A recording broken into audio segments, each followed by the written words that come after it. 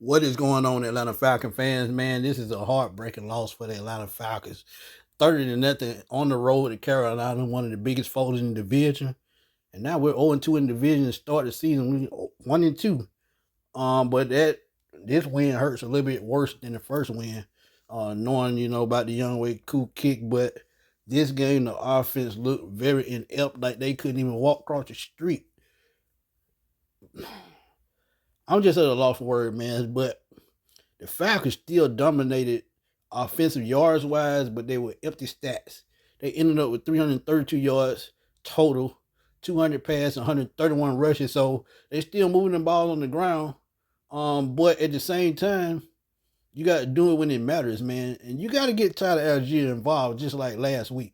Last week he ran for 76 yards and a touchdown.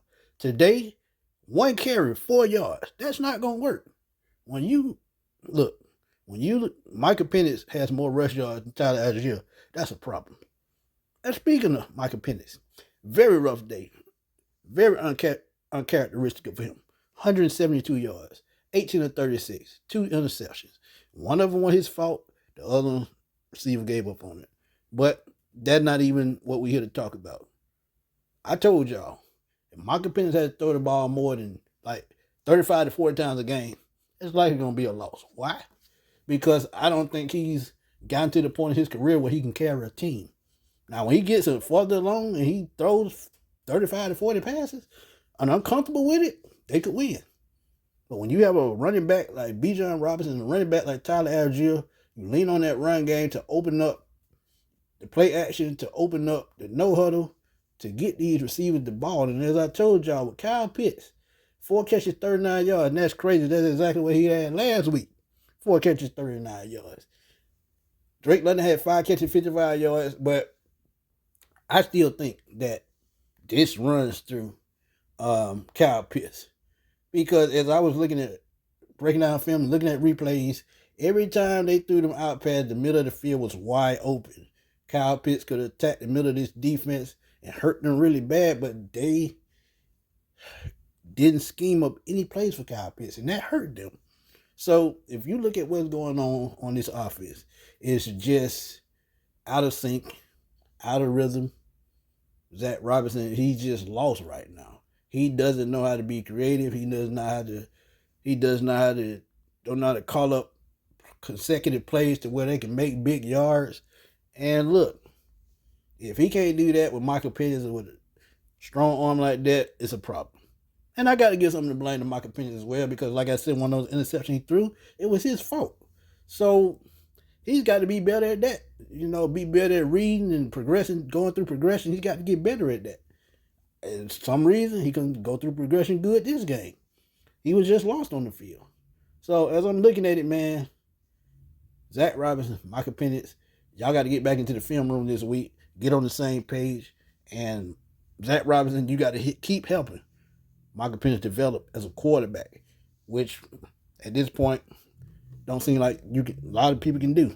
Well, you can't do it because as I'm looking at it, look, I'm telling you, it's going to get out of control if you keep down this path, man. It's going to get out of control. But I got to give a shout out to the defense, man, for a third straight game. They had an awesome game, man. As my boy E1 said, if they don't make that last play in garbage time, the Falcons hold another team on 200 yards on defense. They only had 114 yards passing. They did have 110 yards rushing. But guess what? That was in garbage time too. And look, I'm telling you, the Falcons have shut down a lot of teams' best players the first 3 games, but have nothing to show for it. Bryce Young only threw for 121 yards. Think about that. 121 yards. Rico Dardelle had 30 yards rushing. Chuba Hubbard had 73, but a lot of those were garbage time yards and the game was over. So, look, the defense was tied by the middle of the third quarter. Can't have that happen. So, Jeff Ulbrich, whatever you dialed up against Minnesota, try to find a way to do that again. You got to know that they were waiting for you to blitz coming off last week's game with 6 sacks. You got to know that they were going to get 3-step drops and out, 3-step drops and out, and get the ball out there, and that's exactly what they did. But, they were given short fields about 3 times, and they took advantage of it. It's just that simple. They got a pick 6 I think that was the nail in the coffin. But Raheem Morris, you laughing and giggling after the game. You got to find a way to put boots to ass at this point, man. You got to get production out of this team. This team has too much talent for you not to be 3-0. This team should be 3-0. They have that kind of talent. They've shown it. But for some reason, coaching staff can't get on the same page. And that in itself is a problem. But the Falcons lose 30-0, man. Next up is the Washington Commanders. And I think next game, if they lose next game, it's going to be a long road to the playoffs. And I think some seats are going to get high. But we're going to let the future we're going to let it get to that point. And we're not going to put any bad karma on that. We're going to let the Washington game come up, play it, and then we'll see what happens.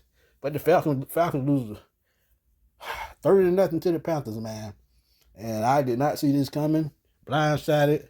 But y'all know what to do, man. Drop y'all comments on what y'all thought about the game, how we can make it better. And let's get on down. Let's get back to Atlanta, get ready for Washington. And I'm going to see y'all next week. Peace.